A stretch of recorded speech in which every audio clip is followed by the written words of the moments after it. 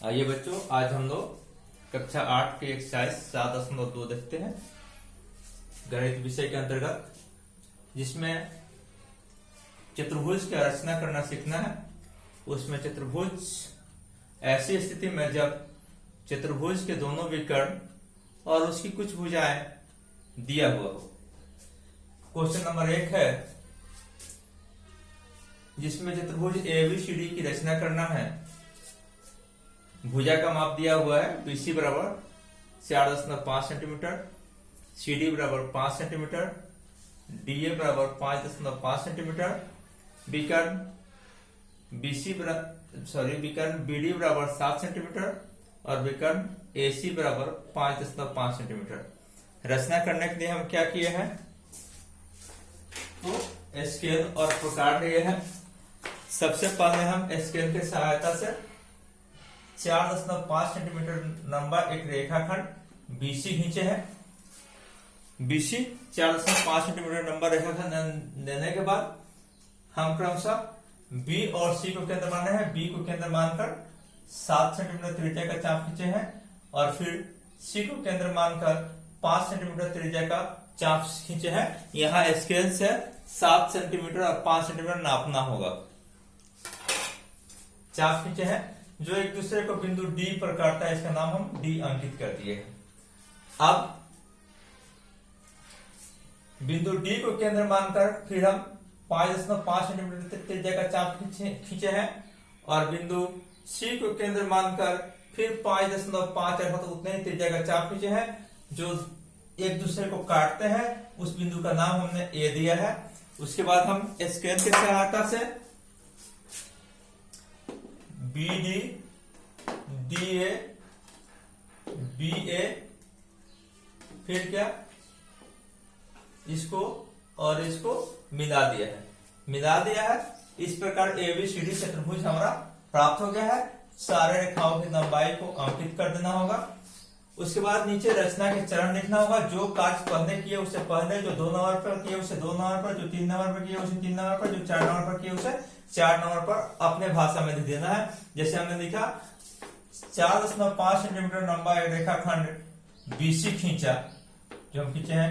B number पर हमने लिखा बी और सी को केंद्र मानकर, पहले बी को केंद्र माना फिर सी को केंद्र माना, बी को केंद्र मानकर 7 सेंटीमीटर, तो लिखे हैं क्रमशः 7 सेंटीमीटर और सी को केंद्र मानकर 5 सेंटीमीटर। तो 5 सेंटीमीटर त्रिज्या का 2 चाप काटा जो एक दूसरे को बिंदु डी पर काटते हैं। फिर डी और सी को केंद्र मानकर क्रमशः 5 सेंटीमीटर और 5.5 सेंटीमीटर और 5.5 सेंटीमीटर त्रिज्या का चाप काटा जो एक दूसरे को बिंदु ए पर काटते हैं। सेम टू सेम वही बात लिखा हमने उसी भाषा में जैसे मैं बोला।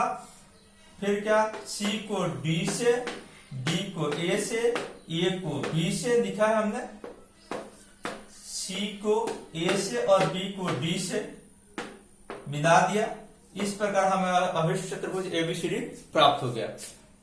2 number 3 number question same to same है, कोई बदलाव नहीं है। 4 नंबर क्वेश्चन है, एक सम चतुर्भुज की रचना करना है जिसमें उसके 2 विकर्ण दिए हुए हैं। 2 विकर्ण दिए हुए हैं। सम चतुर्भुज जिसके चारों भुजा बराबर हो। तो सम चतुर्भुज का एक गुण होता है कि उसका विकर्ण एक दूसरे को समद्विभाजित करते हैं, मतलब 2 बराबर भागों में बांटते हैं। तो सबसे पहले BD बराबर 8 सेंटीमीटर लंबा एक हमने रेखाखंड खींच लिया इसके की सहायता से। उसके बाद क्या किया, BD को लंब समद्विभाजित किया, मतलब एक ऐसा रेखा का रचना करना है, एक ऐसी रेखा की रचना करना है जो BD को 90 डिग्री के कोण पर 2 बराबर भागों में बांटे। तो हमने BD का लंब समद्विभाजक के लिए क्या करते हैं, BD है 8 सेंटीमीटर, तो उसके आधा मतलब 4 सेंटीमीटर त्रिज्या से बड़ा चाप लेंगे। फिर हम B को केंद्र मानकर ऊपर और नीचे चाप काट देंगे। फिर D को केंद्र मानकर ऊपर और नीचे चाप काट देंगे, जो पहले के चाप को किसी न किसी बिंदु पर काटेगा। फिर उन दोनों बिंदुओं को जब हम मिलाएंगे तो दी हुई रेखा लंब समद्विभाजित हो जाती है। तो हमने यहां लिखा है BD का लंब समद्विभाजक PQ खींचा जो BD को बिंदु O पर समद्विभाजित करता है। रचना के चरण साथ साथ लिखते क्या रहा है इसमें। अब चूंकि विकर्ण उसके 2 बराबर भागों में बांटते हैं तो BD कितना था, 8 सेंटीमीटर। AC 7 सेंटीमीटर है, AC जब 7 सेंटीमीटर है तो आधा ऊपर होगा आधा नीचे होगा, तो 7 का आधा कितना होता है 3.5, तो 3.5 त्रिज्या का चाप हमने फिर 3.5 त्रिज्या हमने इसके से मापा 3.5 इस पे, और 3.5 त्रिज्या का चाप लेकर हमने O को केंद्र मानकर ऊपर और नीचे हमने काट दिया, ऊपर और नीचे हमने काट दिया। ऊपर नीचे जब काट दिया तो ये बिंदु PQ को क्रमशः बिंदु A, C और A पर काटते हैं। अब हमने स्केल की सहायता से AD, BC, चलिए CD, BC और BA को मिला दिया। इस प्रकार हमारा अभिष्ट चतुर्भुज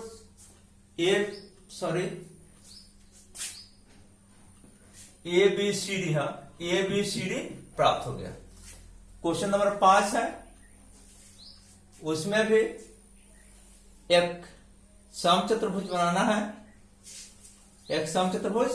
बनाना है जिसकी सभी भुजाओं की माप क्या है 5 सेंटीमीटर है, और एक विकर्ण 8 सेंटीमीटर और दूसरा विकर्ण 6 सेंटीमीटर का है। तो हम कोई एक भुजा PQ 5 सेंटीमीटर लंबा खींच दिया, फिर बिंदु Q को केंद्र मानकर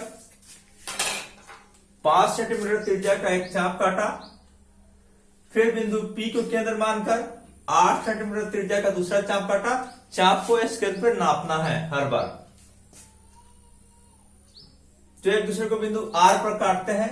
अब R को केंद्र मानकर हमने फिर 5 सेंटीमीटर त्रिज्या का चाप काटा, और फिर P को केंद्र मानकर भी हमने 5 सेंटीमीटर त्रिज्या का चाप काटा, या Q को मान के आप 6 सेंटीमीटर त्रिज्या का चाप काट सकते हैं। अब क्या हुआ, जो एक दूसरे को बिंदु S पर काट रहे हैं, अब हम QR, RS, SP, SQ, PR को स्केल के सहायता से मिला दिया और प्रत्येक का माप लिख दिया। इसका रचना का चरण आप स्वयं लिखेंगे। इस प्रकार से एक्सरसाइज समाप्त हुई।